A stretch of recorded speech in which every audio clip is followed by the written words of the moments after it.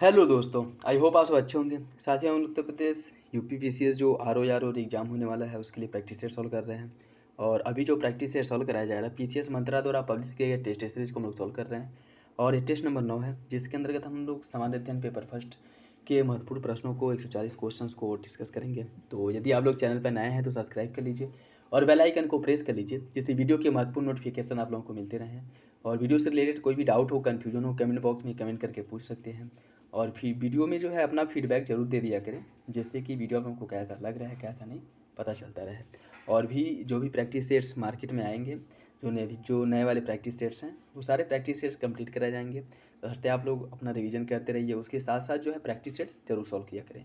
और एग्ज़ाम को लेकर के जो कयास बने हुए हैं सुप्रीम कोर्ट का निर्णय आने के बाद, उसके बाद जो भी होता है, लेकिन किसी भी वजह से आपकी तैयारी में, आपकी पढ़ाई में जो है लापरवाही नहीं होनी चाहिए, जिससे लास्ट में पछताना पड़े। ठीक है, तो आप लोग अपनी तैयारी जारी रखें और उसके साथ जो भी हो रहा है वो होने दें। और सब कुछ सही रहा तो जो भी होगा अच्छा होगा।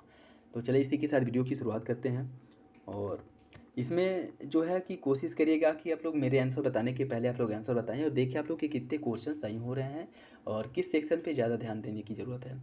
इसके साथ साथ जो आपके करंट अफेयर वाले सेक्शंस हैं उनको भी प्रॉपर कवर कराया जाएगा। तो चलिए इसी के साथ वीडियो की शुरुआत करते हैं।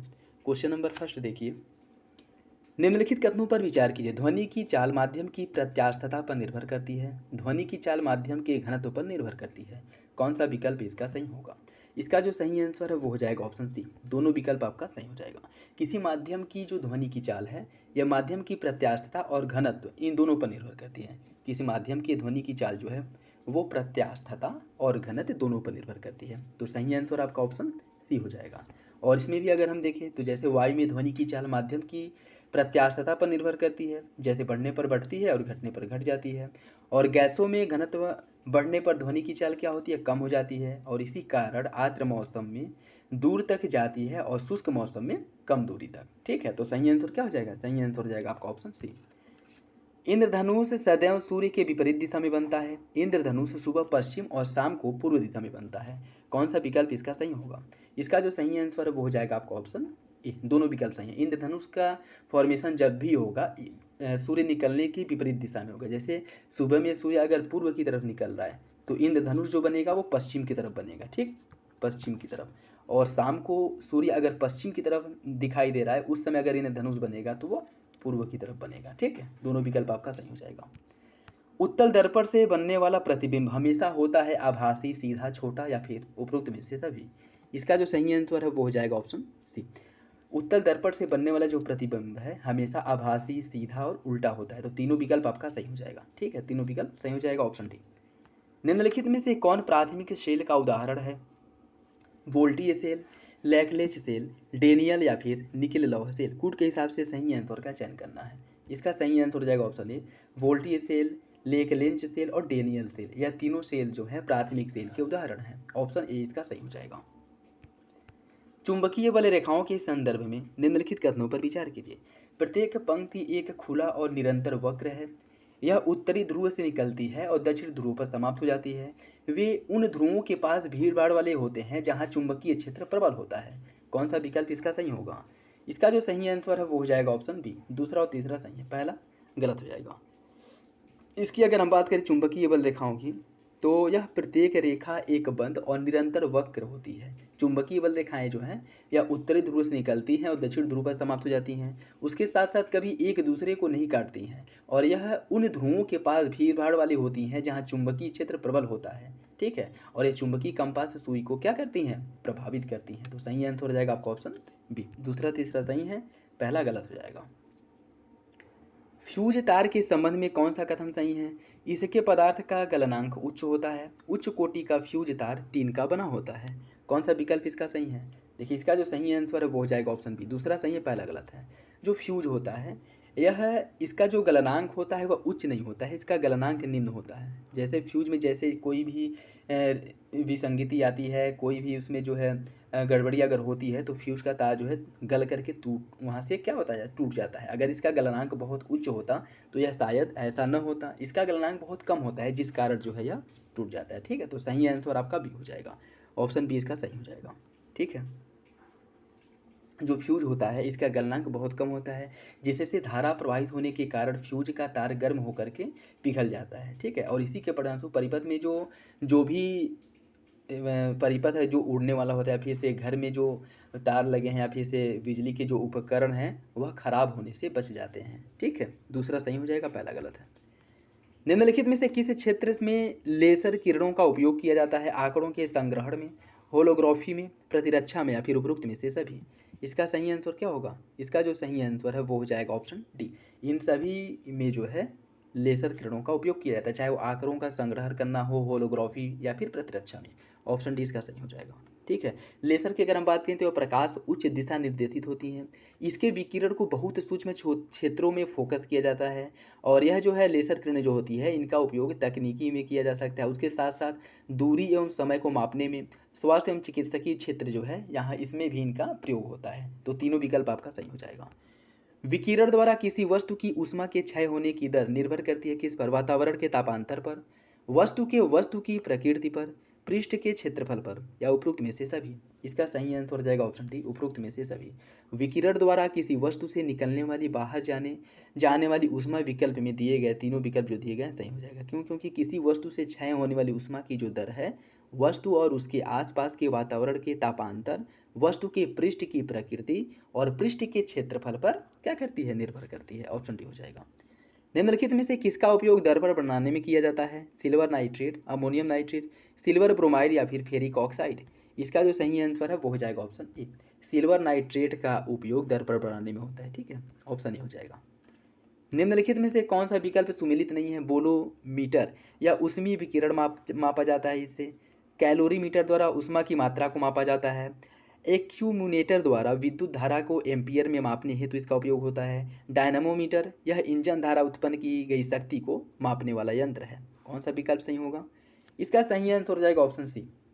एक्यूमुलेटर की अगर हम बात करें तो यह विद्युत ऊर्जा को संचित करने वाला यंत्र है, ठीक है। बाकी विद्युत धारा को एम्पियर में मापने वाला जो यंत्र होता है उसे अमीटर कहते हैं, ठीक है। तो सी इसका सही हो जाएगा, यही गलत है। निम्नलिखित में से कौन सी घटना का संबंध प्रकाश के प्रकीर्णन से नहीं है? आकाश का रंग नीला दिखाई देना, दोपहर के समय सूर्य का रंग सफ़ेद दिखाई देना, समुद्र के पानी का रंग नीला या फिर साबुन के बुलबुले का रंगीन दिखाई देना? इसका सही आंसर हो जाएगा ऑप्शन डी, साबुन के बुलबुले का रंग रंगीन दिखाई देना। यह जो होता है यह प्रकाश की प्रकीर्णन नहीं बल्कि प्रकाश के व्यतिकरण कार्य का होता है, ठीक है। किसके? व्यतिकरण के कारण, प्रकाश के व्यतिकरण के कारण यह होता है, ठीक। तो जो सही आंसर है वो हो जाएगा आपका ऑप्शन डी। बाकी आकाश का रंग जो नीला दिखाई देता है, दोपहर के समय सूर्य का रंग जो है, सूर्य का प्रकाश जो है सफ़ेद दिखाई देता है और उसके साथ साथ समुद्र का पानी जो नीला दिखाई देता है, इन तीनों का वजह प्रकाश का प्रकीर्णन है। बाकी जो साबुन के बुलबुले का रंगीन दिखाई देना है, यह जो है प्रकाश के व्यतिकरण के कारण होता है, ठीक है। ऑप्शन डी हो जाएगा। ध्वनि तरंगे एक माध्यम से दूसरे माध्यम में जाने पर अपवर्तित हो जाती हैं।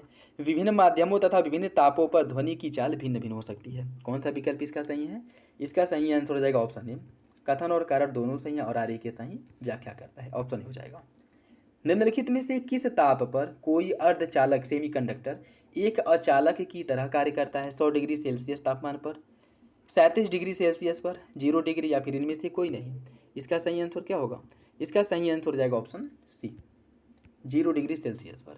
0 डिग्री सेल्सियस पर कोई अर्धचालक जो है एक चालक की भांति कार्य करने लगता है, ठीक है। एक चालक की भांति कार्य करने लगता है और उसकी अगर हम बात करें ताप घटने पर अर्धचालक की चालकता कम हो जाती है। जैसे जैसे हम ताप को घटाएंगे अर्धचालक की जो चालकता है वह कम होती जाती है और 0 डिग्री सेल्सियस पर यह एक अचालक की भांति कार्य करने लगता है, ठीक है। 0 डिग्री सेल्सियस पर यह एक अचालक की तरह कार्य करने लगता है और ताप को जैसे जैसे कम करते हैं इसकी चालकता भी कम होने लगती है, ठीक है। तो सही आंसर हो जाएगा ऑप्शन सी। अंतः दहन पेट्रोल इंजन में प्रयुक्त होने वाला उपकरण क्रोनोमीटर है, कार्बोरेटर है, डिप सर्किल है या फिर कंप्यूटेटर है? इसका सही आंसर हो जाएगा ऑप्शन बी, कार्बोरेटर। जैसे गाड़ियों में कार्बोरेटर का उपयोग किया जाता है ना, तो अंतः दहन में यह मुख्य रूप से क्या किया जाता है? इसका उपयोग होता है। ऑप्शन बी हो जाएगा। कौन सा विकल्प सुमेलित नहीं है? ताप का मात्रक होता है केल्विन, विद्युत धारा का वोल्ट, ज्योति तीव्रता का कैंडेला और समतल कोण का रेडियन? कौन सा विकल्प सही है? इसका सही आंसर जो है वो हो जाएगा ऑप्शन बी, विद्युत धारा। विद्युत धारा की अगर हम बात करें, इसमें विद्युत धारा का जो मात्रक होता है वह वोल्ट नहीं बल्कि एम्पियर होता है, एम्पियर होता है। ठीक है, ऑप्शन बी गलत है। यदि किसी वस्तु को पृथ्वी से चंद्रमा पर ले जाया जाए तो वस्तु का भार और द्रव्यमान अपरिवर्तित रहेगा। वस्तु का भार और द्रव्यमान दोनों बदल जाएगा। भार बदल जाएगा जबकि द्रव्यमान वही रहेगा। भार अपरिवर्तित रहेगा जबकि द्रव्यमान बदल जाएगा। कौन सा विकल्प सही है? देखिए, किसी भी वस्तु को अगर हम पृथ्वी से चंद्रमा पर ले जाते हैं तो उसके भार में परिवर्तन होगा लेकिन उसका द्रव्यमान जो है वही रहेगा। जैसे अगर किसी को ले जाने की तुलना में अगर हम अपने ऊपर इसे अप्लाई करें, जैसे कोई जो लोग जाते हैं चंद्रमा पर गए, चाहे नील आर्मस्ट्रांग हो गए या फिर से जो भी चंद्रमा पर जो उपग्रह वगैरह भेजे गए, ऐसा तो है नहीं कि चंद्रमा पर जाने के बाद वह छोटे हो जाते हैं। उनका आकार वही रहता है ना, लेकिन उनके भार में परिवर्तन आ जाता है। जैसे चंद्रमा पर अगर कोई भी उपग्रह 10 किलो का है, ठीक है, इसका जो वेट है 10 किलो है, हो सकता है कि चंद्रमा पर जाने के बाद इसके वेट में कमी होकर के 8 किलो का हो जाए। लेकिन इसका जो द्रव्यमान ऐसा थोड़ी है कि पहले यह जो है इसका डायमेंशन जो है 20 मिमी व्यास का था तो वहाँ पे जाने के बाद 10 मिमी व्यास का हो जाएगा, ऐसा नहीं होगा। ठीक है, तो भार जो है बदल जाता है लेकिन द्रव्यमान वही रहता है। सही आंसर हो जाएगा ऑप्शन सी। सौर ऊर्जा का मुख्य स्रोत क्या है? उष्मीय ऊर्जा, प्रकाशीय, नाभिकीय या फिर ज्वारीय?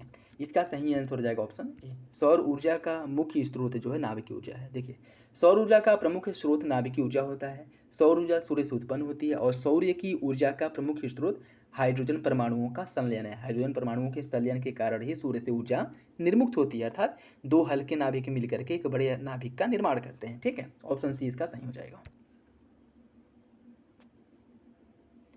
दूरदृष्टि दोष के लिए निम्नलिखित में से क्या कारण हो सकता है? नेत्र गोलक का बड़ा हो जाना, नेत्र लेंस की उच्च अभिसारी शक्ति के कारण, नेत्र गोलक की अल्प अभिसारी शक्ति के कारण या फिर आँख का समायोजन शक्ति खोदने के कारण।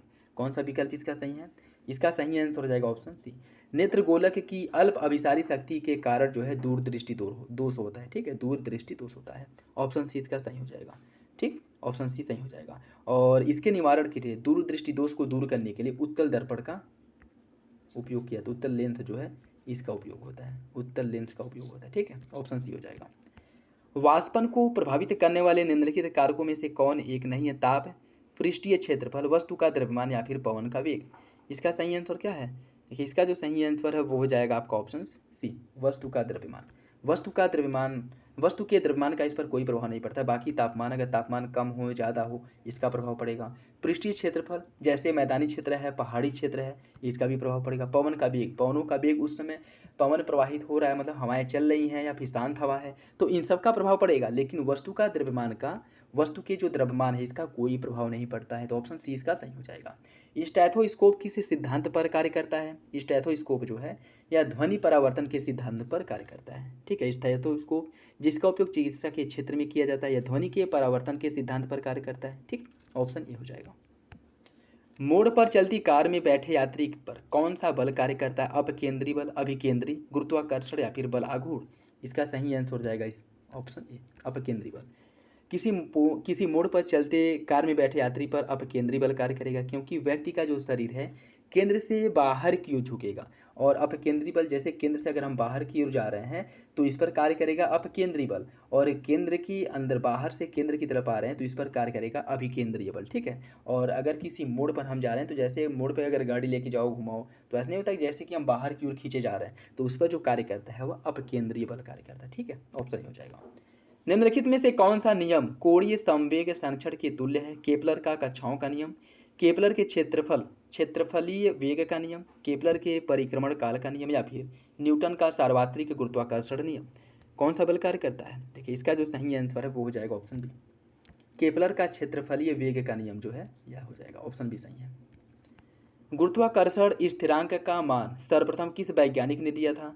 गुरुत्वाकर्षण स्थिरांक का मान जो है कैवेडिस द्वारा दिया गया था, कैवेडिस द्वारा। देखिए, गुरुत्वाकर्षण स्थिरांक जी का मान सर्वप्रथम कैवेडिस ने ज्ञात किया था। ठीक, सही आंसर हो जाएगा आपका ऑप्शन डी। निम्नलिखित माध्यमों में किस में ध्वनि की चाल सबसे अधिक होती है? कार्बन डाइऑक्साइड, वायु, पारा या फिर एल्कोहल? इसका सही आंसर जो है वो हो जाएगा आपका ऑप्शन सी, पारा में। देखिए, ध्वनि जो है यह एक अनुदैर्ध्य तरंग है जो ठोस, तरल और गैस तीनों माध्यमों में गमन कर सकती है। निर्वात में इसकी ध्वनि की अगर हम बात करें तो निर्वात में ध्वनि की चाल 0 होती है, और ध्वनि की चाल जो है सबसे अधिक ध्वनि की चाल जो होती है वो ठोस में होती है, और गैस में ध्वनि की चाल सबसे कम होती है। ठीक है, तो पारा की अगर हम डेंसिटी, इसका घनत्व देखा जाए तो अल्कोहल, वायु और कार्बन डाइऑक्साइड इन सभी से ज़्यादा है पारा का घनत्व, तो ध्वनि की चाल जो है पारा में अधिक होगी। ऑप्शन सी हो जाएगा। निम्नलिखित किरणों में से किसकी वेधन क्षमता सबसे कम होती है? अवरक्त विकिरण, दृश्य विकिरण, एक्सरे या फिर परावैंगनी विकिरण। किसकी वेधन क्षमता सबसे कम होती है? इसका सही आंसर हो जाएगा ऑप्शन ए, अवरक्त विकिरण की वेधन क्षमता सबसे कम होती है। ठीक है, अवरक्त विकिरण की जो वेधन क्षमता है यह सबसे कम होती है। और इन किरणों में सबसे अधिक वेधन क्षमता जो है एक्स की होती है। एक सेकेंड, सबसे कम, हाँ सबसे कम जो पूछा है वो अवरक्त किरण के। अगर ये पूछता कि इसमें जो है किसकी वेधन क्षमता सबसे अधिक होती है तो वो हो जाता आपका एक्स किरण। एक्स किरण की जो वेधन क्षमता है वो सबसे कम होती है और अवरक्त किरण की वेधन क्षमता, सॉरी, एक्स किरण की वेधन क्षमता सबसे अधिक होती है, अवरक्त किरण की वेधन क्षमता सबसे कम होती है। ठीक है, तो इसमें क्या पूछा है कि सबसे कम किसकी होती है, तो वो हो जाएगा आपका अवरक्त किरण। ठीक है, ऑप्शन ए इसका सही हो जाएगा। बाकी अगर इसके अगर हम देखें तो एक्स की जो तरंग दैर्घ्य है वह छोटी होती है और अवरक्त किरण की तरंग दैर्घ्य जो है बड़ी होती है। तो जिसकी तरंग दैर्घ्य छोटी होगी उसकी वेधन क्षमता क्या होगी? अधिक होगी, और जिसकी तरंग दैर्घ्य बड़ी होगी उसकी वेधन क्षमता कम होगी। और इसमें एक्स किरण की जो वेधन क्षमता है वो सबसे कम होती है, इसी कारण इसकी एक्स किरण की जो वेधन क्षमता है, ठीक है, एक्स किरण की अगर वेधन क्षमता की बात करें तो इसका वेधन क्षमता जो है सबसे अधिक होती है क्योंकि इसका तरंग दैर्घ्य सबसे कम होता है। और अवरक्त किरण की वेधन क्षमता सबसे कम होती है क्योंकि इसका तरंग दैर्घ्य सबसे बड़ा होता है। ठीक है, तो इसका सही आंसर हो जाएगा ऑप्शन ए।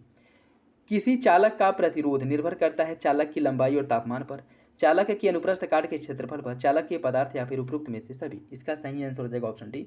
किसी चालक का जो प्रतिरोध है वह चालक की लंबाई और तापमान पर भी निर्भर करता है, उसके साथ साथ चालक के अनुप्रस्थ काट के क्षेत्रफल पर और चालक के पदार्थ, इन सभी पर निर्भर करता है। ऑप्शन डी हो जाएगा।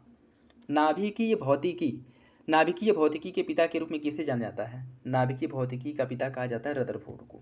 ऑप्शन बी हो जाएगा, ऑप्शन बी। निम्नलिखित में से कौन सा विकल्प सही सुमेलित है? टैकोमीटर वायुयान की गति मापने वाला यंत्र है, स्पीडोमीटर विद्युत चुंबकीय तरंगों का विश्लेषण किया जाता है इससे, एनीमोमीटर जहाजों का समय मापा जाता है, वाट मीटर द्वारा जो है वायु की दिशा में परिवर्तन को मापा जाता है। इसका पूछ रहा है कि कौन सा विकल्प सही है, वो हो जाएगा आपका ऑप्शन ए टैकोमीटर। यह जो है वायुयान की गति मापने वाला यंत्र है। ठीक है, टैक्योमीटर से वायुयान की गति मापी जाती है। बाकी स्पीडोमीटर की बात करें तो गतिमान वाहन की गति मापी जाती है, जैसे जो मोटरसाइकिल हो गए, फोर व्हीलर हो गए, इनकी गति मापने में स्पीडोमीटर का उपयोग किया जाता है। वायु के वेग के बल का मापन एनीमोमीटर से होता है और विद्युत शक्ति का मापन जो है वो वाट मीटर से होता है। ऑप्शन ए हो जाएगा इसका। ऊंचाई बढ़ने के साथ जल के क्वथनांक पर क्या प्रभाव पड़ेगा? ऊंचाई बढ़ने के साथ जल का जो क्वथनांक है यह घटता जाता है। ठीक है, ऊंचाई जैसे जैसे हम ऊंचाई पर जाते हैं जल के क्वथनांक में कमी आती जाती है। ठीक है, ऑप्शन बी हो जाएगा। अपवर्तनांक में परिवर्तन के कारण अपवर्तनांक में परिवर्तन के कारण आसमान में तारे टिमटिमाते हैं। वायुमंडल में अपवर्तनांक में परिवर्तन के कारण प्रकाश की किरणें अपवर्तित होकर के अपनी दिशा से हट जाती हैं। कौन सा विकल्प इसका सही होगा? इसका सही हो जाएगा ऑप्शन सी। दोनों विकल्प सही हैं और कारण जो है कथन की व्याख्या करता है। ऑप्शन सी हो जाएगा। विद्युत बल्ब में निम्नलिखित में से कौन सी गैस भरी जाती है? नाइट्रोजन, नियान, आर्गन या फिर नाइट्रोजन और आर्गन का मिश्रण। इसका सही आंसर क्या है? इसका जो सही आंसर है वो हो जाएगा ऑप्शन डी। विद्युत बल्ब में नाइट्रोजन और आर्गन का मिश्रण भरा जाता है। ठीक, ऑप्शन डी हो जाएगा। निम्नलिखित में से किसका ऊष्मीय मान सबसे अधिक होता है? हाइड्रोजन, सीएनजी, बायोगैस या फिर कोयला। सबसे अधिक जो ऊष्मीय मान है वो हाइड्रोजन का होता है। हाइड्रोजन का ऊष्मीय मान सबसे अधिक होता है। ऑप्शन ए हो जाएगा। घरेलू विद्युत आपूर्ति में प्रयोग होने वाला उदासीन तार जो न्यूट्रल तार है यह किस रंग का होता है? लाल, हरा, काला या फिर नीला। इसका जो सही आंसर है वो हो जाएगा ऑप्शन सी। घरों में जो तार प्रयोग किया जाता है जिसमें जो उदासीन तार या न्यूट्रल तार जो होता है इसका रंग काला होता है। ऑप्शन सी हो जाएगा। रंग क्या होता है? काला।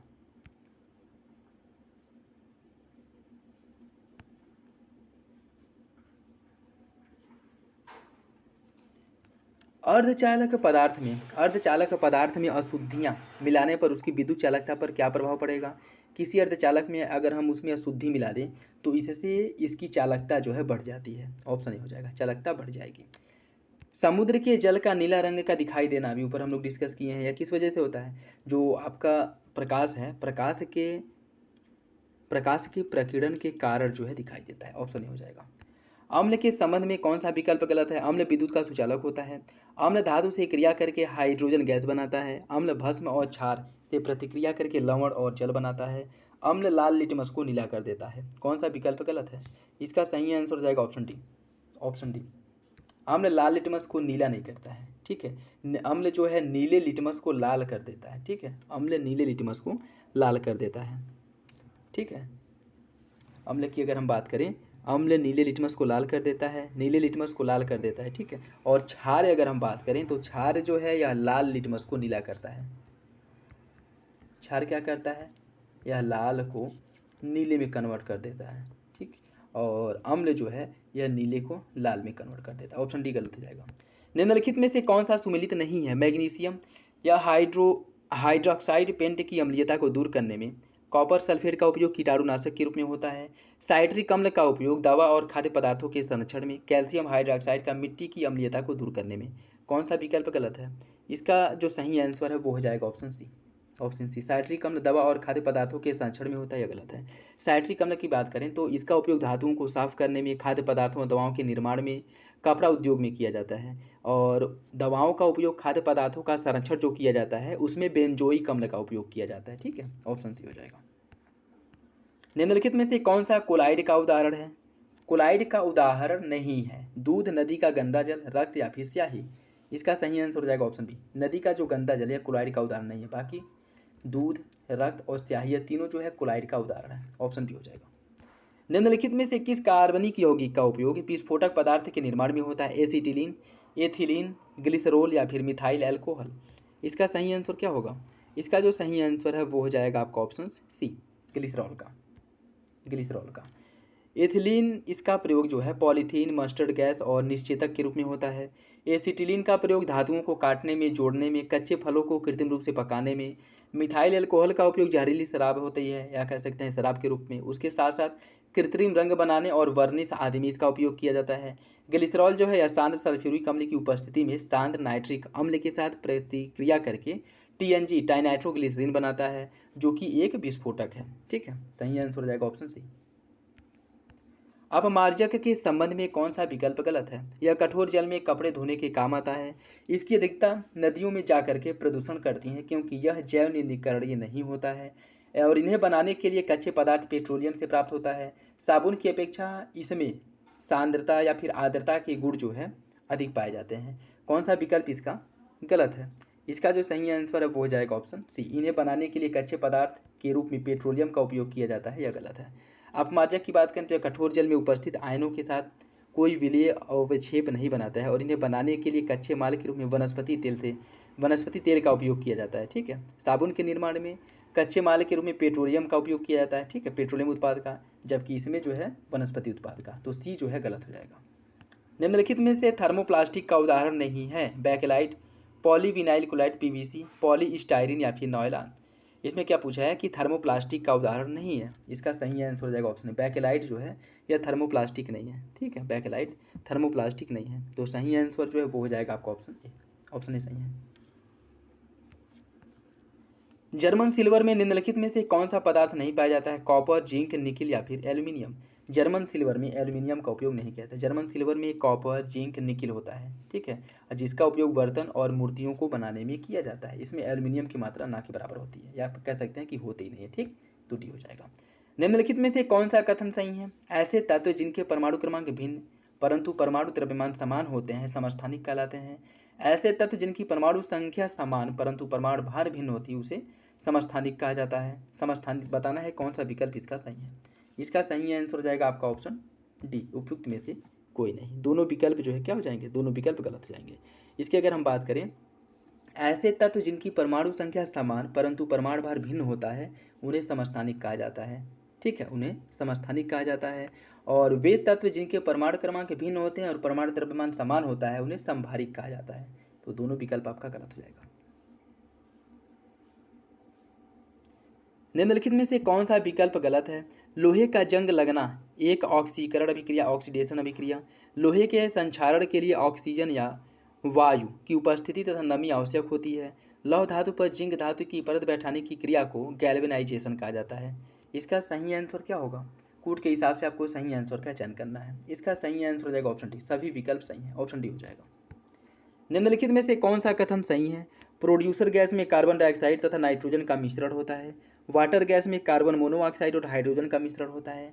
कोल गैस में हाइड्रोजन, मीथेन और कार्बन मोनोऑक्साइड का मिश्रण होता है तथा प्राकृतिक गैस में इसका जो प्रमुख घटक है वह एथेन होता है। कौन सा विकल्प इसका सही होगा? इसका सही आंसर हो जाएगा ऑप्शन सी। दूसरा और तीसरा सही है, पहला और चौथा जो है गलत हो जाएगा। ठीक है, पहला और चौथा गलत हो जाएगा। प्रोड्यूसर गैस में कार्बन मोनोऑक्साइड और नाइट्रोजन का मिश्रण होता है। ठीक है, प्रोड्यूसर गैस है, इसमें कार्बन मोनोऑक्साइड और नाइट्रोजन का मिश्रण होता है, जबकि प्राकृतिक गैस जो है इसमें 83% मीथेन और 16% एथेन पाया जाता है। ठीक है, तो इसमें क्या पूछा है कि कौन सा विकल्प सही है? दूसरा और तीसरा आपका सही हो जाएगा। ठीक है, दूसरा तीसरा सही हो जाएगा। निम्नलिखित में से कौन सा सुमेलित नहीं है? सिल्वर अर्जेंटाइट, मैग्नीज पायरोलुसाइड, टीन कैल्कोसाइड और कॉपर कैलवेराइट। कौन सा विकल्प गलत है? कूट के हिसाब से सही आंसर का चयन करना है। इसका सही आंसर हो जाएगा ऑप्शन सी। तीसरा और चौथा सही है, तीसरा चौथा सही हो जाएगा। ठीक है, ऑप्शन सी।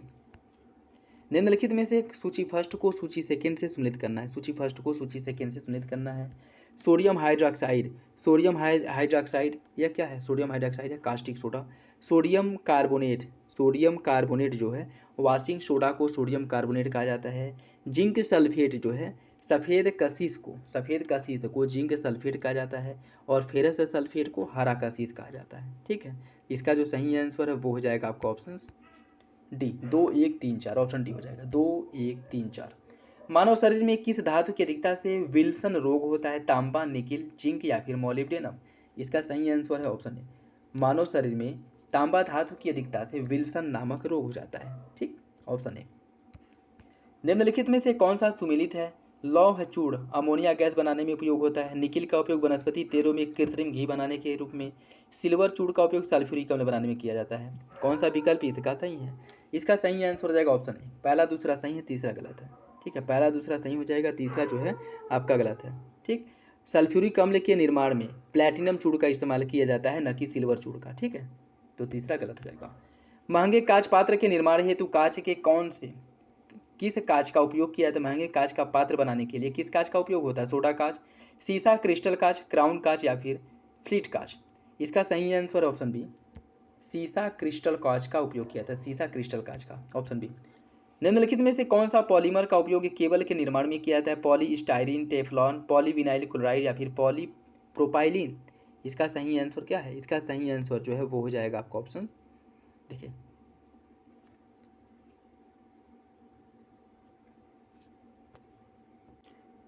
इसका जो सही आंसर है वो हो जाएगा आपका ऑप्शन सी, पॉलीविनाइल क्लोराइड अर्थात पीवीसी। पॉलीस्टाइरिन रेडियो व टेलीविजन कैबिनेट के निर्माण में इसका उपयोग होता है।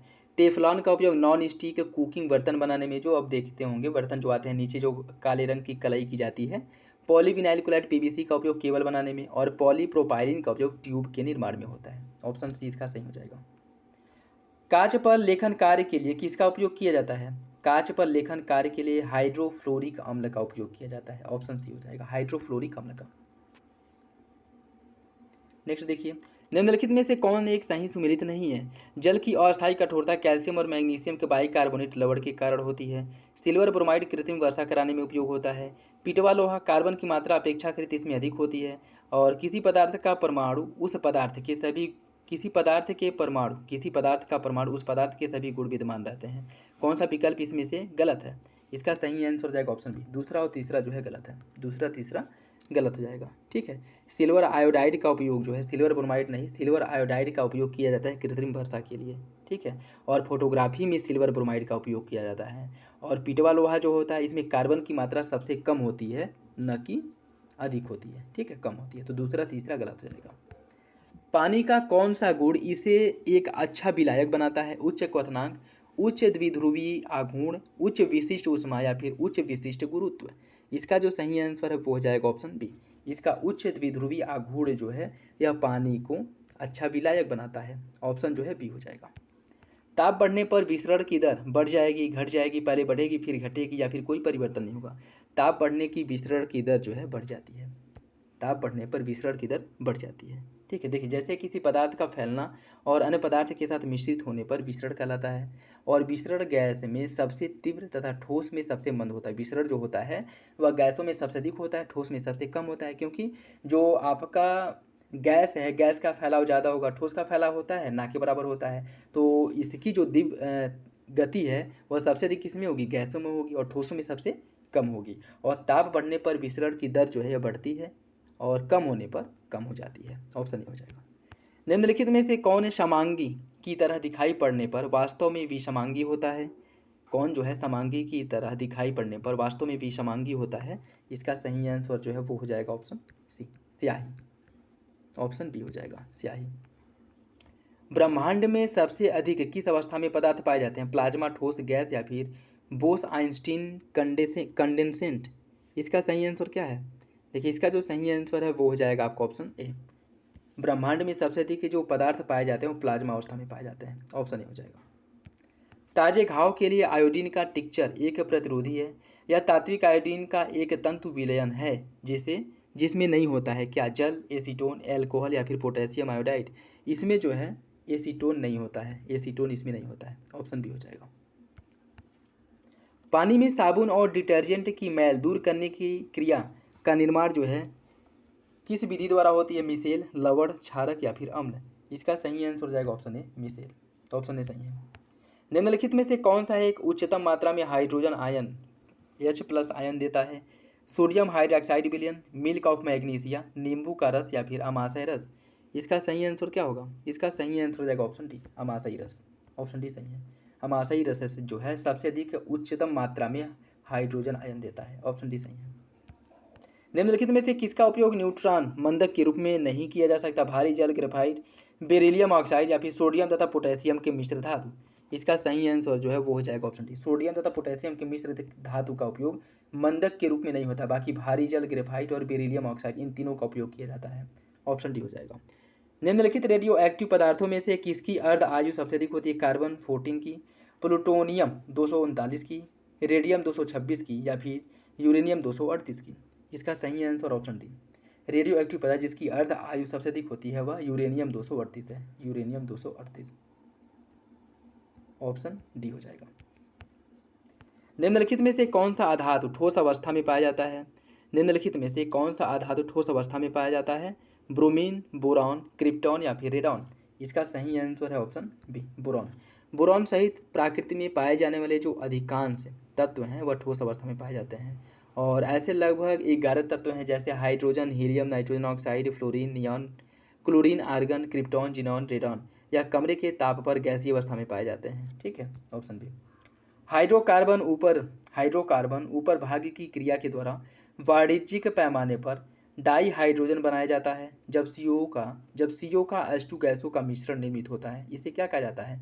भाप अंगार gas, producer gas, industrial gas या फिर ईंधन गैस? इसे कहा जाता है भाप अंगार गैस। ऑप्शन ए हो जाएगा, भाप अंगार गैस। निम्नलिखित में से कौन सा स्वच्छ ईंधन का एक उदाहरण है? स्वच्छ ईंधन का कौन उदाहरण है? देखिए, प्रोपेन जो है यह एक स्वच्छ ईंधन का उदाहरण है। ऑप्शन बी हो जाएगा, प्रोपेन। ऑप्शन बी सही है। निम्नलिखित कथनों पर विचार कर सही कथन की पहचान कीजिए। चट्टानों पर उगने वाले पौधों को शैलोदभिद कहते हैं। लवणी मृदा में उगने वाले पौधों को अधिपादप कहते हैं। कौन सा विकल्प इसका सही है? इसका जो सही आंसर वो हो जाएगा ऑप्शन ए, पहला सही है। पहला सही है, दूसरा गलत है। लवणी मृदा में उगने वाले पौधों को अधिपादप नहीं कहते हैं। ठीक है। देखिए, इसमें अगर हम बात करें, जो चट्टानों पर उगते हैं उसे शैलोदभिद कहा जाता है, और लवण में उगते हैं उसे लवणोद्भिद कहा जाता है। बाकी अधिपादप वे पौधे होते हैं जो अन्य पौधों की सतह पर उगते हैं। ठीक है, जैसे देखोगे कि पेड़ों की टहनियों में से कोई दूसरा पौधा निकल जाता है। ठीक है, पत्ते जिस पर होते हैं बहुत ज़्यादा, दूसरे पत्ते होते हैं। ठीक है, दूसरे वृक्ष के पत्ते होते हैं, तो वो अधिपादप कहलाता है। ठीक है, जो किसी दूसरे वृक्ष का सहारा लेकर के उस पर अपना जीवन ग्रो करता है। ठीक है, तो पहला सही हो जाएगा, दूसरा गलत है। निम्नलिखित में से सही कथन की पहचान कीजिए। डेंगू फीवर के लिए टाइगर मच्छर जिम्मेदार होता है। मलेरिया के लिए मादा एनाफिलीज मच्छर। केवल मादा मच्छर ही रक्त चूसते हैं। नर की अपेक्षा मादा के रोने बड़े होते हैं। कौन सा विकल्प इसका सही होगा? देखिए, इसका जो सही आंसर है वो हो जाएगा आपका ऑप्शन डी, सभी विकल्प सही है। डेंगू फीवर के लिए टाइगर मच्छर जिम्मेदार होता है। मलेरिया के लिए मादा एनाफिलीज मच्छर। केवल मादा मच्छर रस चूसते हैं, और मादा मच्छर इनके द्वारा केवल रक्त चूसा जाता है, तो इनके डौने क्या होंगे? बड़े होंगे। और नर जो है यह रक्त नहीं चूसते हैं। नर जो है या फूल पुष्प वगैरह जो होते हैं उसका रस चूसते हैं। ठीक है, तो चारों विकल्प आपका सही हो जाएगा। गलत युग्म की पहचान कीजिए। प्राणी हृदय में कक्षा की संख्या मत्स्य वर्ग में 2, मगरमच्छ में 3, तिलचट्टे में 13 और पक्षी में 4 होते हैं। कौन सा विकल्प जो है इसमें से गलत है यह बताना है, गलत कथन की पहचान करनी है। इसका जो सही आंसर है वो हो जाएगा ऑप्शन बी, मगरमच्छ में 3 होता है, यह गलत है। ठीक है, मगरमच्छ में कुल 4 कक्ष होता है, न कि 3, 4 चैम्बर होता है। ठीक, तो ऑप्शन बी हो जाएगा। असत्य कथन की पहचान कीजिए। पादप कोशिकाओं में केंद्रक पादप कोशिकाओं में केंद्रक केंद्र में मौजूद होता है। पादप कोशिकाओं में केंद्रक केंद्र में मौजूद होता है। मनुष्य में कुल 23 गुणसूत्र पाए जाते हैं। पत्तियों को कोशिका का रसोई घर कहा जाता है। इसका सही आंसर हो जाएगा ऑप्शन डी, सभी विकल्प सही हैं, ऑप्शन डी सही है। निम्नलिखित में से कौन सा कथन गलत है? अंतः श्वसन के दौरान 21% ऑक्सीजन ग्रहण किया जाता है। उच्छ्वास के दौरान 78% नाइट्रोजन निकाला जाता है। उच्छ्वास के दौरान 16 से 17% O2 निकाला जाता है। कौन सा विकल्प इसमें से गलत है? इसका सही आंसर हो जाएगा ऑप्शन डी, उपरोक्त में से सभी कथन जो है सही है। उच्छ्वास इनहेल, जब हम सांस को अंदर लेते हैं तो 21% ऑक्सीजन हम ग्रहण करते हैं, और जब वह सांस से हम बाहर छोड़ते हैं तो 78% नाइट्रोजन को बाहर निकालते हैं।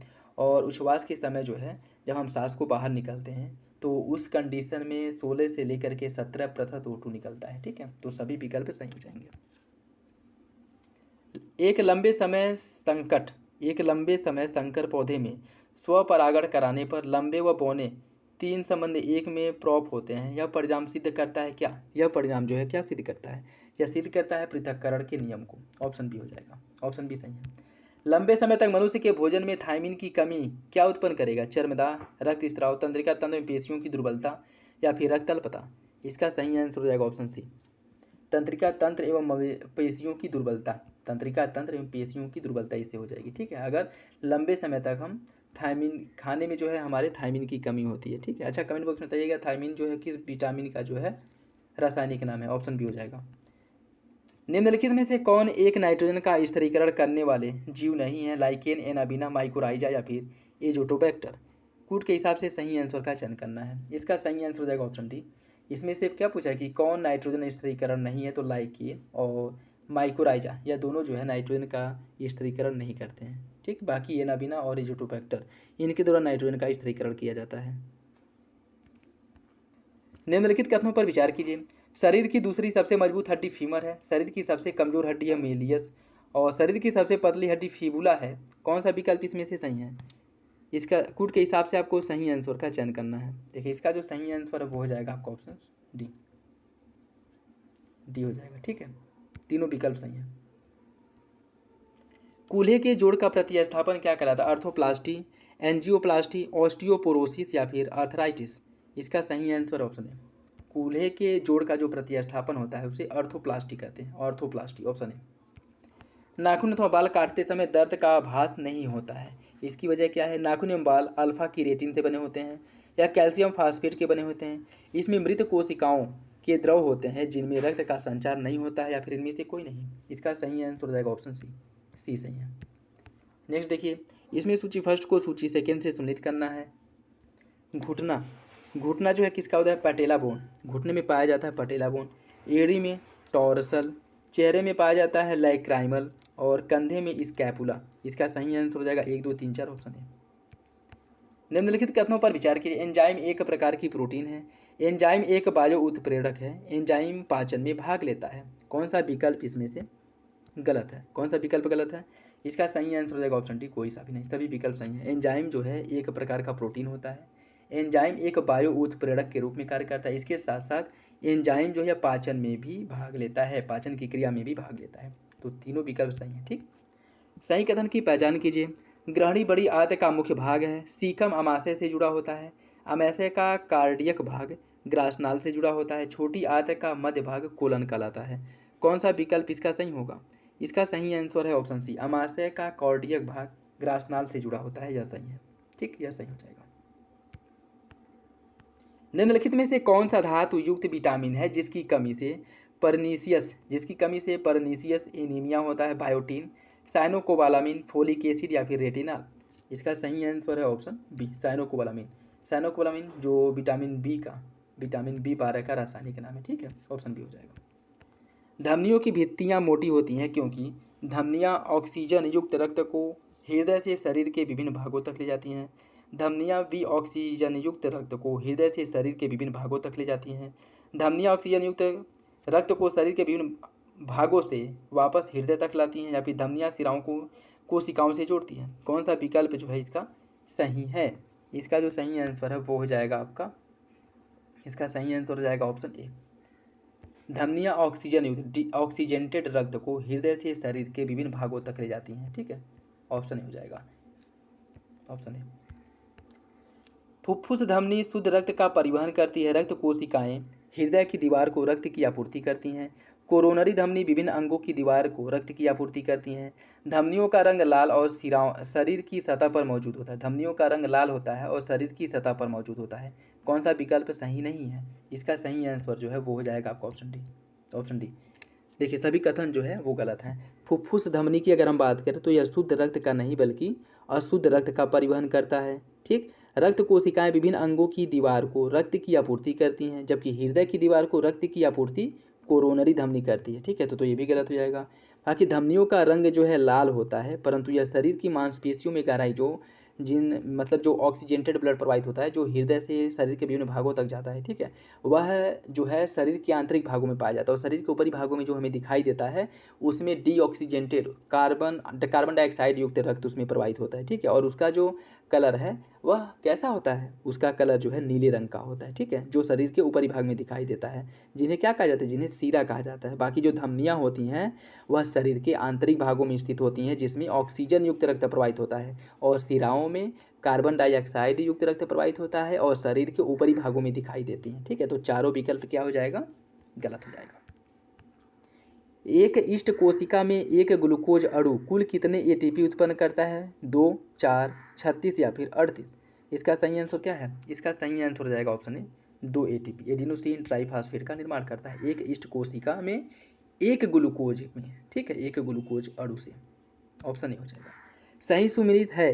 अग्र छोर मीठे स्वाद का अनुभव करता है, पश्च छोर खट्टे स्वाद का, पार्श्व जो पश्च किनारा है नमकीन स्वाद का, और पार्श्व अग्र किनारा जो है कड़वे स्वाद का। कौन सा विकल्प सही है? इसका सही आंसर हो जाएगा ऑप्शन है, अग्र छोर मीठे स्वाद का अनुसरण मतलब अनुभव करता है, पश्च छोर जो है कड़वे स्वाद का, और पश्च पार्श्व किनारा जो है खट्टे स्वाद का। मतलब जीभ के आंतरिक भाग में दोनों किनारे वाला जो भाग होता है उससे हमें खट्टे स्वाद का अनुभव होता है, और जीभ के आगे वाले भाग के दोनों किनारों से हमें नमकीन स्वाद का अनुभव होता है। ठीक है, तो इसका सही आंसर जो है वो हो जाएगा ऑप्शन ए। निम्नलिखित में से हीमोफीलिया रोग के संबंध में कौन सा कथन सही है? हीमोफीलिया को क्रिसमस रोग कहा जाता है, हीमोफीलिया को ही शाही रोग कहा जाता है, रॉयल डिजीज, और इस रोग में पुरुष सदैव वाहक और महिलाएं रोगी होती हैं। इसे जो है कूट के हिसाब से आपको सही आंसर का चयन करना है। इसका सही आंसर क्या होगा? देखिए इसका जो सही आंसर है वो हो जाएगा आपका ऑप्शन, ये पहला और दूसरा सही है, पहला दूसरा सही है। हीमोफीलिया जो कि एक अनुवांशिक रोग है, और सबसे पहले इंग्लैंड की महारानी को हुआ था। ठीक है, यह रोग, जिस कारण इसे रॉयल डिजीज भी कहा जाता है, और यह केवल पुरुषों में प्रदर्शित होता है, मतलब केवल पुरुषों में दिखाई देता है, और महिलाएं जो हैं इसका वाहक होती हैं। तो तीसरा क्या हो जाएगा? गलत हो जाएगा, पहला दूसरा सही है। मंगोली जड़ता को वैज्ञानिक रूप में किस नाम से जाना जाता है? Klinefelter syndrome, Down syndrome, Turner syndrome या फिर पटाउ सिंड्रोम? मंगोली जड़ता को किस नाम से जाना जाता है? देखिए मंगोली जड़ता जो है इसे डाउन सिंड्रोम के नाम से जाना जाता है, ऑप्शन बी हो जाएगा। ऑक्सीटोसिन के संबंध में कौन सा विकल्प सही है, कौन सा विकल्प गलत है, यह बताना है। इसे दुग्ध स्रावण हार्मोन कहा जाता है, इसे लव हार्मोन भी कहते हैं, इसे वृद्धि हार्मोन भी कहते हैं। कौन सा विकल्प इसमें से गलत है? कौन सा विकल्प गलत है यह बताना है। कूट के हिसाब से आपको सही आंसर का चयन करना है। देखिए इसकी अगर हम बात करें,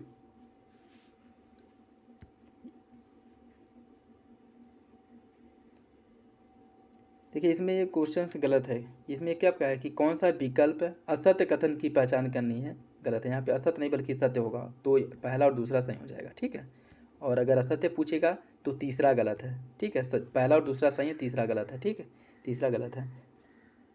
वृद्धि हार्मोन जो है सोमैटोट्रोपिन हार्मोन जो है इसे वृद्धि हार्मोन कहा जाता है, और जिसका स्रावर जो है पीयूष ग्रंथि से होता है, न कि ऑक्सीटोसिन को वृद्धि हार्मोन कहा जाता है। ठीक है, वृद्धि हार्मोन जो है वो कौन है? सोमैटोट्रोपिन हार्मोन को कहा जाता है वृद्धि हार्मोन। तो पहला दूसरा आपका सही है, तीसरा गलत है। ठीक है, कीट संवर्धन क्या है? कीटों की वृद्धि करने का विज्ञान, जंतुओं के अध्ययन करने का विज्ञान, मछलियों का अध्ययन करने का विज्ञान या फिर कीटों को मारने का विज्ञान। इसका सही आंसर जो है वो हो जाएगा ऑप्शन है, कीटों की वृद्धि करने का विज्ञान को कीट संवर्धन कहा जाता है, ऑप्शन है। निम्नलिखित में से गलत कथन की पहचान कीजिए। पीडोलॉजी मिट्टी का अध्ययन, जेरेंटोलॉजी वृद्धि होने की प्रक्रिया का अध्ययन, और एंटोमोलॉजी मानव शरीर का अध्ययन, ऑर्थोलॉजी अस्थि अध्ययन। कौन सा विकल्प इसमें से गलत है? इसका जो सही आंसर वो हो जाएगा आपका ऑप्शन सी, एंटोमोलॉजी। एंटोमोलॉजी कीट पतंगों का अध्ययन किया जाता है एंटोमोलॉजी के अंतर्गत, ठीक, ऑप्शन सी हो जाएगा। निम्नलिखित कथनों पर विचार कर सही कथन की पहचान कीजिए। किसी व्यक्ति के पाचन तंत्र की जांच करने के लिए उपयोग किया जाने वाला यंत्र एंडोस्कोपी कहलाता है। ईसीजी का फुल फॉर्म होता है इलेक्ट्रोकार्डियोग्राफ। कौन सा विकल्प इसका सही है? इसका सही आंसर जो है वो हो जाएगा ऑप्शन है, ईसीजी का फुल फॉर्म जो है इलेक्ट्रोकार्डियोग्राफ नहीं बल्कि ईसीजी का फुल फॉर्म होता है इलेक्ट्रोकार्डियोग्राम होता है, ठीक है, ग्राम, इलेक्ट्रोकार्डियोग्राम होता है, ठीक। बाकी इलेक्ट्रोकार्डियोग्राफ जो है या उस मशीन का नाम है जिससे ईसीजी का परीक्षण किया जाता है, ठीक है। पहला सही है, दूसरा गलत। क्या कारण है कि जलीय जीवों की श्वसन दर स्थलीय जीवों की श्वसन दर की तुलना में बहुत तेज होती है? जल में ऑक्सीजन की मात्रा अधिक होना, जल में प्रदूषित होने के कारण, जल के प्रदूषित होने के कारण, जल में CO2 की मात्रा कम होने के कारण, या फिर जल में O2 की मात्रा कम होने के कारण। क्या वजह है? इसका वजह है जल में ऑक्सीजन की मात्रा कम होती है जिस कारण इनकी जो श्वसन दर है वह बहुत अधिक होती है, ठीक है, ऑप्शन डी हो जाएगा। श्वसन के दौरान गैसों का विनिमय क्या कहलाता है? ग्रासनी। श्वसन के दौरान गैसों का जो विनिमय है कहाँ होता है? ग्रसनी में, श्वसन नाल और कंठ में, फेफड़ों की कूपिका कोशिका में, या फिर नासिका गुहा में। यह जो है इसकी अगर हम बात करें, यह फेफड़ों की कूपिका कोशिका में होता है, ऑप्शन सी हो जाएगा। निम्नलिखित में से गलत कथन की पहचान कीजिए। 120 mmHg सिस्टोलिक रक्तदाब माना जाता है, 80 mmHg डायस्टोलिक रक्तदाब माना जाता है। मनुष्य का हृदय एक धड़कने में 0.8 सेकेंड का समय लेता है, और 1 मिनट में मनुष्य का जो हृदय है औसतन 7 से 8 लीटर रक्त पंप करता है। कौन सा विकल्प इसका, कौन सा विकल्प गलत है यह बताना है। देखिए इसकी अगर हम बात करें, इसका जो सही आंसर है वो हो जाएगा आपका ऑप्शन डी। ऑप्शन डी गलत है, ऑप्शन डी। 1 मिनट में मनुष्य का जो हृदय है, ठीक है, लगभग 5 लीटर रक्त पंप करता है, न कि 7-8 लीटर, लगभग 5 मीटर, लगभग 5 लीटर, ठीक है, तो डी गलत हो जाएगा। हमारे शरीर में मूत्र का सही मार्ग क्या है? हमारे शरीर में जो मूत्र का मार्ग है, देखिए यह अगर हम बात करें, मूत्र सबसे पहले किडनी से, उसके बाद मूत्र नली में जाता है, फिर मूत्राशय में, फिर मूत्र मार्ग में, ऑप्शन सी हो जाएगा। निम्नलिखित कथनों पर विचार कीजिए। हीमोडायलिसिस किडनी के खराब होने पर किया जाने वाला उपचार है। हमारी किडनी औसतन प्रतिदिन 180 लीटर रक्त निस्यंदित करती है। कौन सा विकल्प इसमें से गलत है? इसका जो सही आंसर है वो हो जाएगा ऑप्शन डी। दोनों विकल्प सही हैं, दोनों विकल्प सही हो जाएगा। नेक्स्ट देखिए, इसमें सूची फर्स्ट को सूची सेकेंड से सुनिश्चित करना है। लार में क्या पाया जाता है? लार की अगर हम बात करें, लार में पाया जाता है टाइलिन, और अमाशयी रस में पाया जाता है पेप्सिन। अमाशयी रस में पेप्सिन पाया जाता है। आग्नाशयी रस में पाया जाता है ट्रिप्सिन, और आंतरी रस में डाइसैकेराइड पाया जाता है, ठीक है। तो इसका जो सही आंसर है वो हो जाएगा ऑप्शन बी, 3-4-2-1 ऑप्शन बी हो जाएगा। मस्तिष्क का वह भाग जो हमारी अनैच्छिक क्रियाओं को नियंत्रित करता है, सामान्यतः उसे श्वसन का केंद्र भी कहा जाता है। मस्तिष्क का वह कौन सा भाग है? सेरिब्रम है, सेरिबेलम है, मेडुला ऑब्लंगाटा है, या फिर हाइपोथैलेमस है? वह जो है मेडुला ऑब्लंगाटा है, ऑप्शन डी सी हो जाएगा, मेडुला ऑब्लंगाटा। मोनोसैकेराइड कार्बनिक अणुओं के किस समूह से संबंधित है? न्यूक्लिक अम्ल, प्रोटीन, कार्बोहाइड्रेट, या फिर लिपिड? किससे इसका संबंध है? देखिए इसका जो संबंध है वह कार्बोहाइड्रेट से है, ऑप्शन सी हो जाएगा, कार्बोहाइड्रेट से। मोनोसैकेराइड कार्बनिक अणुओं के कार्बोहाइड्रेट समूह से संबंधित होता है, जो सबसे सरलतम कार्बोहाइड्रेट है, जो जल में घुलनशील, रंगहीन, स्वाद में मीठा होता है। और इसके कुछ जो उदाहरण हैं उसमें हम देखें तो जैसे glucose, fructose, manganese, glucose, fructose, galactose, ये सभी क्या है? ये सभी जो है मोनोसैकेराइड के कार्बोहाइड्रेट है, ठीक है, ऑप्शन सी हो जाएगा। कौन सुमिलित नहीं विटामिन के की कमी से beri, vitamin A xerophthalmia, vitamin C scurvy, vitamin D rickets? कौन सा विकल्प इसमें से गलत है? देखिए इसकी अगर हम बात करें, इसका सही आंसर हो जाएगा ऑप्शन ए, विटामिन के की कमी से बेरी नहीं, विटामिन के की कमी से रक्त का थक्का नहीं बनता है, ठीक है, विटामिन के की कमी से रक्त का थक्का नहीं बनता है। और बाकी बेरी जो रोग होता है वो आप लोग बताइएगा कमेंट बॉक्स में किसकी कमी से होता है, ठीक है, किसकी कमी से, ऑप्शन ए हो जाएगा इसका। हृदय की धड़कन को उत्तेजित करने वाला हार्मोन कौन सा है? थायरॉक्सिन, गैस्ट्रिन, ग्लाइकोजन या फिर डोपामाइन? इसका सही आंसर है ऑप्शन है थायरॉक्सिन। ऑप्शन ए हो जाएगा थायरॉक्सिन। थायराइड ग्रंथि से थायरॉक्सिन नामक हार्मोन जो है इसका स्राव होता है और इसके ऊपर उपपचयी प्रभाव के कारण आंत में पाचन उत्पादों का अवशोषण होता है। इसके साथ साथ हृदय की स्पंदन दर, कोशिकाओं में एंजाइम और अन्य प्रोटीनों का संश्लेषण, यकृत कोशिकाओं में ग्लूकोजन और प्रोटीन, ग्लूकोज का कैरोटीन में विटामिन ए का संश्लेषण जो क्या होता है बढ़ जाता है। किसके कारण? थायरॉक्सिन के। पक्षी यूरिया एसिड का उत्सर्जन करते हैं। मनुष्य की मांसपेशियों में अनॉक्सी श्वसन होता है।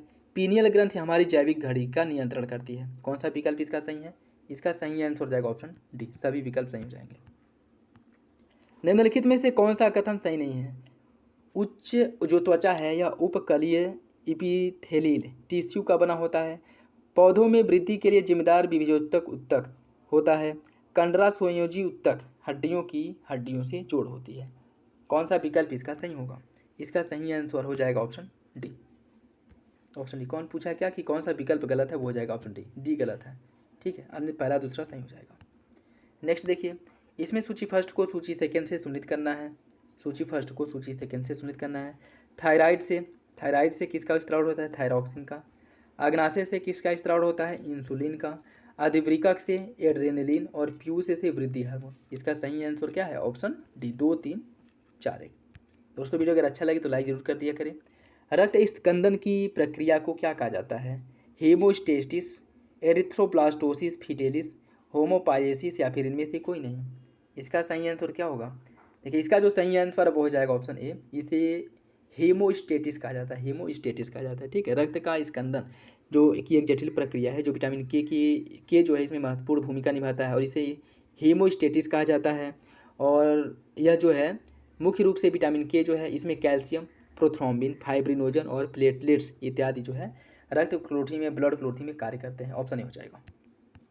कोशिका में पाए जाने वाले क्रोमोसोम के संदर्भ में कौन सा विकल्प सही है? या कोशिका के केंद्रक में उपस्थित होते हैं, या डीएनए तथा प्रोटीन से निर्मित होते हैं, या आनुवांशिक गुणों के लिए उत्तरदायी होते हैं? कौन सा विकल्प इसमें से सही है? इसका सही आंसर हो जाएगा ऑप्शन डी। सभी विकल्प सही है। ऑप्शन डी हो जाएगा। निम्नलिखित में से किसने जीवद्रव्य की खोज की थी? जीवद्रव्य की खोज किसके द्वारा की गई थी? जीवद्रव्य की खोज जो है दुजरदिन ने की थी। ऑप्शन डी हो जाएगा, दुजरदिन ने। निम्नलिखित में से कौन सा एक कोशिकीय जीव नहीं है? जीवाणु, अमीबा, पैरामीशियम या फिर विषाणु? इसका सही आंसर हो जाएगा ऑप्शन डी। विषाणु। विषाणु जो है यह एक कोशिकीय जीव नहीं है। विषाणु, इसमें कोशिका नहीं होती है। यह ऐसी प्रारंभिक सूक्ष्म जीव होते हैं जो कोशिकाओं की अवस्था तक नहीं पहुंच पाते हैं। ठीक है, ऑप्शन डी हो जाएगा। कोशिका संरचना के संबंध में कौन सा विकल्प सही है? कोशिका द्रव्य एवं केंद्रक को सम्मिलित रूप से जीवद्रव्य कहा जाता है। कोशिका झिल्ली एक अर्धपारगम्य झिल्ली होती है या अर्धपारगम्य संरचना होती है। इसका सही आंसर हो जाएगा ऑप्शन सी। दोनों विकल्प सही है। कोशिका भित्ति के संबंध में कौन सा कथन सही नहीं है? यह केवल पादप कोशिकाओं में पाई जाती है, या मुख्यतः सेलुलोज की बनी होती हैं। कोशिका झिल्ली की भांति यह पारगम्य नहीं होती हैं, या पादप कोशिकाओं को सुरक्षा तथा आंतरिक सहारा प्रदान करती हैं? कौन सा विकल्प इसमें से गलत है? कौन सा विकल्प इसका गलत है? ये हो जाएगा आपका ऑप्शन सी। कोशिका झिल्ली की भांति यह पारगम्य नहीं होती है, गलत है। ठीक है, इसकी अगर हम बात करें, कोशिका झिल्ली की भांति यह पारगम्य होती हैं। ठीक है, तो सी गलत हो जाएगा। निम्नलिखित में से किसके विभाजन को साइटोकाइनेसिस कहा जाता है? किसके विभाजन को कहा जाता है साइटोकाइनेसिस? केंद्रक और कोशिका द्रव्य, इन दोनों के विभाजन को, कोशिका द्रव्य जो है इसके विभाजन को साइटोकाइनेसिस कहा जाता है। गलत दिया है। ठीक है, कोशिका द्रव्य के विभाजन को साइटोकाइनेसिस कहा जाता है। ऑप्शन बी हो जाएगा। जीवों में घाव का भरना किस प्रकार के विभाजन का उदाहरण है? अर्धसूत्री तथा समसूत्री दोनों, या फिर उपरोक्त में से कोई नहीं? कौन सा विकल्प इसका सही होगा? इसका जो सही आंसर है वो हो जाएगा ऑप्शन बी। यह जो है समसूत्री विभाजन का उदाहरण है। ऑप्शन बी हो जाएगा। निम्नलिखित में से किसे प्राचीनतम जीवित जीवाश्म कहा जाता है? साइनोबैक्टीरिया, एक्टिनोमाइसिटीज, ऑर्किबैक्टीरिया या फिर उपरोक्त में से सभी? इसका सही आंसर हो जाएगा ऑप्शन सी, ऑर्किबैक्टीरिया। ऑप्शन सी सही है।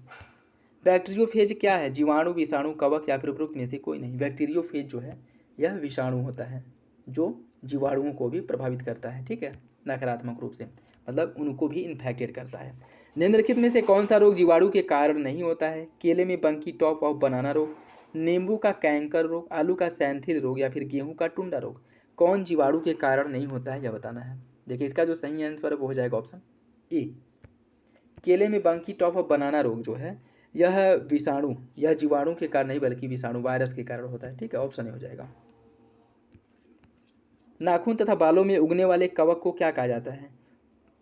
कोप्रोफिलस, क्रेटिनोफिलस, एस्परजिलस या फिर पेनिसिलियम। इसका सही आंसर है ऑप्शन बी, इसे क्रेटिनोफिलस कहा जाता है। ऑप्शन बी सही है।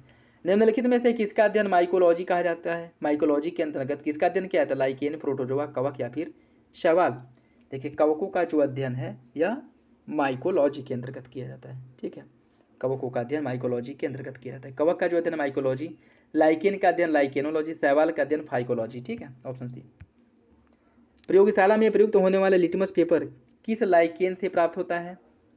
प्रयोगशाला में जो लिटमस पेपर का उपयोग किया जाता है यह रोसेला नामक लाइकेन से प्राप्त होता है। रोसेला नामक जो है लाइकेन से प्राप्त, ऑप्शन बी हो जाएगा।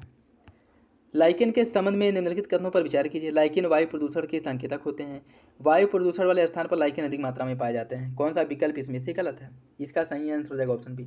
जहाँ पे वायु प्रदूषण अधिक होता है वहाँ पे लाइकेन नहीं देखने को मिलेंगे। ठीक है, तो दूसरा गलत हो जाएगा।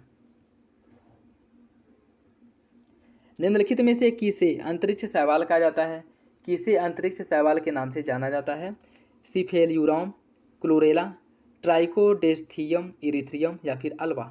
इसका जो सही आंसर वो हो जाएगा ऑप्शन बी, क्लोरेला को अंतरिक्ष का शैवाल कहा जाता है। इसमें प्रोटीन की मात्रा बहुत अधिक होती है। ठीक है, ऑप्शन बी हो जाएगा। निम्नलिखित में से किसे जीवित जीवाश्म की संज्ञा दी जाती है?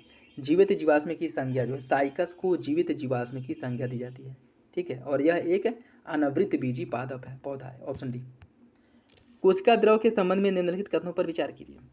कोशिका भित्ति और केंद्रक के बीच में पाए जाने वाले द्रव्य पदार्थ को कोशिका द्रव्य कहते हैं। कोशिका द्रव्य में ही अंतर द्रव्य जलिका जो इंडोप्लाज्मिक रेटिकुलम है, राइबोसोम आदि पाए जाते हैं। कोशिका द्रव्य और केंद्रक को सम्मिलित रूप से जीवद्रव्य अर्थात प्रोटोप्लाज्म कहा जाता है। कौन सा विकल्प गलत होगा? इसका जो सही आंसर है वो हो जाएगा ऑप्शन डी। ऑप्शन डी, सभी विकल्प जो है गलत है।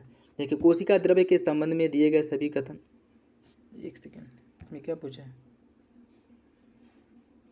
कोशिका द्रव्य के बारे में दिए गए कथनों में कौन सा विकल्प ये गलत है सभी। ठीक है, सभी विकल्प जो है इसमें होना चाहिए कि कौन सा विकल्प सही है। सभी कथन सही है। ठीक है, सभी कथन सही है। कोशिका द्रव्य के बारे में सही भी कथन जो है सही है।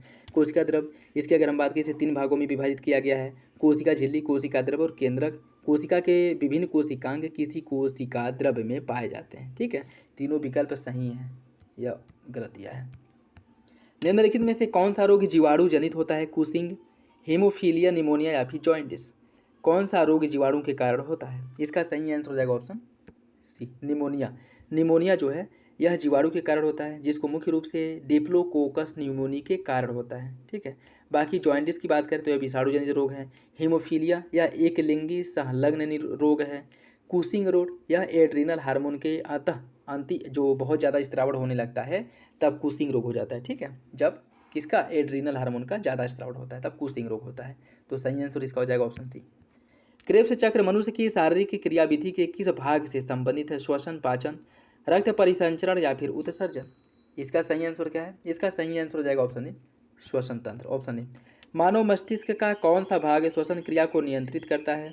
मानव मस्तिष्क का कौन सा भाग इसे नियंत्रित करता है? देखिए मानव मस्तिष्क का जो पश्च मस्तिष्क में पाया जाने वाला जो पॉस वेराइली श्वसन क्रियाओं को नियंत्रित करता है। पॉस वेरोलाई जो है यह श्वसन क्रियाओं को नियंत्रित करता है। ऑप्शन बी हो जाएगा। निम्नलिखित में से कौन रुधिर का कार्य है? शरीर का तापमान को नियंत्रित करना, भोजन सामग्री, अंतःस्रावी एवं उत्सर्जी पदार्थ, गैसों आदि का परिवहन करना। कौन सा विकल्प इसका सही होगा? इसका सही आंसर हो जाएगा ऑप्शन सी, दोनों विकल्प सही है। निम्नलिखित में से कौन सा प्रोटोजोआ मानव शरीर के लिए हानिकारक नहीं है? एंटमीबा हिस्टोलिटिका, एंटमीबा जिंजवेलिस, लिस्मेनिया डोनोमानी या फिर एंटमीबा कोलाई। इसका सही आंसर क्या है? देखिए इसका जो सही आंसर वो हो जाएगा ऑप्शन डी, एंटमीबा कोलाई। यह हानिकारक नहीं होता, बाकी ये तीनों हानिकारक हैं। निम्नलिखित में से कौन सा सुमेलित नहीं है? श्वेत रक्त कणों का जीवन काल 2 से 5 दिन होता है। शरीर के कुल भार में जल का प्रतिशत 55% होता है। पोलियो ड्रॉप की खोज जॉन सॉल्क ने की थी और विटामिन डी की खोज हॉपकिंस ने की थी। कौन सा इसमें से गलत है? इसका सही आंसर हो जाएगा ऑप्शन डी, दूसरा और तीसरा गलत है। पोलियो ड्रॉप की खोज एल्बर्ट सैबिल ने की थी। पोलियो टीके की खोज की थी जॉन सॉल्क ने। शरीर में कुल भार में जल का जो प्रतिशत है वो लगभग 65% होता है। ठीक है, तो सही आंसर क्या हो जाएगा? डी। अग्नाशयी रस में उपस्थित किस एंजाइम के द्वारा प्रोटीन का पाचन किया जाता है? माल्टेज, ट्रिप्सिन, एमाइलेज या फिर लाइपेज। इसका जो सही आंसर क्या होगा, इसका सही आंसर हो जाएगा ऑप्शन बी, ट्रिप्सिन के द्वारा इसका पाचन होता है। किसका, जो आपके प्रोटीन है इसका पाचन करता है ट्रिप्सिन एंजाइम, ऑप्शन बी हो जाएगा। निम्नलिखित में से कौन सा दीर्घमात्रिक, निम्नलिखित में से कौन दीर्घमात्रिक पोषक तत्व नहीं है, मैग्नीशियम, कैल्शियम, सल्फर या फिर मैग्नीज। इसका सही answer option D, option D हो जाएगा, ऑप्शन डी। निम्नलिखित में से कौन सा तत्व पौधों में इंडोल एसिटिक एसिड के संश्लेषण में उपयोगी होता है। इसका जो सही आंसर है क्या होगा, देखिए इसका सही आंसर हो जाएगा option B, zinc, option B, option B सही है। प्रकाश संश्लेषण के संबंध में निम्नलिखित कथनों पर विचार कीजिए। लाल एवं नीले प्रकाश में प्रकाश संश्लेषण की क्रिया सबसे अधिक होती है। ताप बढ़ने के साथ प्रकाश संश्लेषण की दर भी बढ़ने लगती है। कौन सा विकल्प इसका सही होगा, देखिए इसका जो सही आंसर है वो हो जाएगा आपका ऑप्शन ए, पहला सही है दूसरा गलत है, पहला सही है दूसरा गलत है। देखिए प्रकाश संश्लेषण की अगर हम बात करें, प्रकाश संश्लेषण की क्रिया प्रकाश की निम्न तीव्रता पर तो बढ़ती है, परंतु जैसे जैसे प्रकाश की तीव्रता बढ़ती जाती है या घटने लगती है, ठीक है। तो प्रकाश संश्लेषण की ताप बढ़ने के साथ बढ़ती जाती है या गलत हो जाएगा, ठीक, ऑप्शन ए, पहला सही है दूसरा गलत। निम्नलिखित में से कौन सा अनियत तापी पक्षी का उदाहरण है, सरीसृप पक्षी, स्तनधारी या फिर उपरोक्त में से सभी। इसका सही आंसर हो जाएगा ऑप्शन ए, सरीसृप। एंजाइम्स क्या है, एंजाइम्स प्रोटीन होते हैं, कार्बोहाइड्रेट, वसा या फिर उपरोक्त में से कोई नहीं। एंजाइम्स की अगर हम बात करें, एंजाइम्स प्रोटीन होते हैं, प्रोटीन जो मुख्य रूप से जैव उत्प्रेरक के रूप में शरीर की जैव रासायनिक क्रियाओं में सहायता करते हैं, ऑप्शन ए। निम्नलिखित में से कौन सा सही सुमेलित नहीं है, विटामिन डी, इसका रसायन नाम कैल्सीफेरॉल है, विटामिन ई का टोकोफेरॉल, विटामिन बी12 का साइनोकोबालामिन और विटामिन बी7 का पैरिडॉक्सिन। कौन सा विकल्प इसमें से गलत है, देखिए इसका जो सही आंसर है वो हो जाएगा आपका option D, option D, vitamin बी7। विटामिन बी7 की अगर हम बात करें, विटामिन बी7 का रासायनिक नाम क्या होता है, इसका जो है बायोटीन होता है, और पायरिडॉक्सिन जो है यह विटामिन बी6 का रासायनिक नाम है, ठीक। और विटामिन बी5 को नियासिन कहा जाता है, विटामिन बी1 को कहा जाता है थायमिन, बी2 को राइबोफ्लेविन कहा जाता है, ठीक है। सही आंसर जो है वो हो जाएगा आपका ऑप्शन डी। वायवीय श्वसन के संबंध में निम्नलिखित कथनों पर विचार कीजिए। वायवीय श्वसन ऑक्सीजन की अनुपस्थिति में संपन्न होता है। वायवीय श्वसन का प्रथम चरण माइटोकांड्रिया में और द्वितीय चरण कोशिका द्रव्य में होता है। कौन सा इसमें से सही नहीं है, गलत कथन की पहचान करनी है। इसका जो सही आंसर हो जाएगा ऑप्शन सी, दोनों कथन जो है गलत हैं। वायवीय श्वसन ऑक्सीजन की उपस्थिति में संपन्न होता है, अनुपस्थिति नहीं, उपस्थिति में संपन्न होता है, तो पहला गलत हो जाएगा। और इसका जो चरण है, इसका प्रथम चरण जो है कोशिका द्रव्य में और द्वितीय चरण माइटोकांड्रिया में होता है। पहला चरण जो है कोशिका द्रव्य में होता है और माइटोकांड्रिया में जो सेकेंड चरण है यह होता है, तो दोनों विकल्प क्या हो जाएगा गलत। मनुष्य में निद्रा रोग, स्लीपिंग सिकनेस किसके कारण होता है। मनुष्य में जो निद्रा रोग होता है फफूंद, प्रोटोजोआ, जीवाणु या फिर विषाणु, किसके कारण होता है। देखिए यह जो होता है वह प्रोटोजोआ के कारण होता है, प्रोटोजोआ के कारण होता है स्लीपिंग सिकनेस। और जो प्रोटोजोआ है, इसके जो उत्तरदायी प्रोटोजोआ है वह ट्रिपैनोस्टोमा नामक प्रोटोजोआ के कारण होता है, ठीक है, तो बी सही हो जाएगा। निम्नलिखित में से कौन सा सुमेलित नहीं है, पीतज्वर जीवाणु के कारण, एस्केरिएसिस, निमेटोड, टीनिएसिस परजीवी और गाउट सिड्रिक अम्ल। कौन सा कथन गलत है, इसका सही आंसर हो जाएगा ऑप्शन ए, पीतज्वर। पीतज्वर की अगर हम बात करें तो यह जो है वायरल डिजीज है अर्थात विषाणु के कारण होता है, विषाणु के कारण, ठीक है। तो सही आंसर जो है वो हो जाएगा आपका ऑप्शन ए। निम्नलिखित में से कौन सा सही सुमेलित नहीं है, swine flu, H5N1, bird flu, H1N1। कौन सा विकल्प इसमें से सही नहीं है, इसका सही आंसर हो जाएगा ऑप्शन सी, दोनों विकल्प गलत है, दोनों विकल्प गलत है। क्यों, स्वाइन फ्लू जो होता है वह होता है H1N1 के कारण, बर्ड फ्लू होता है H5N1 के कारण, तो दोनों एक दूसरे के अपोजिट हैं, सी हो जाएगा, ठीक है, दोनों गलत है।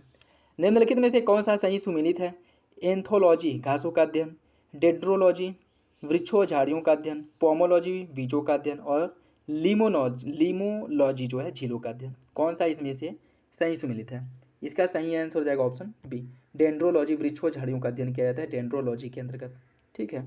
बाकी एंथोलॉजी पुष्पों का अध्ययन किया जाता है, पोमोलॉजी में फलों का अध्ययन किया जाता है, ठीक है, ऑप्शन बी हो जाएगा। नेक्स्ट देखिए, और आज का लास्ट क्वेश्चन, निम्नलिखित में से कौन सा हार्मोन पौधों की वृद्धि को रोकने का कार्य करता है, एबीसीसी कम, साइटोकाइनिन, एथिलीन या फिर उपरोक्त में से कोई नहीं। कौन सा विकल्प जो है सही है, इसका सही आंसर हो जाएगा ऑप्शन ए ABCC कम्ल।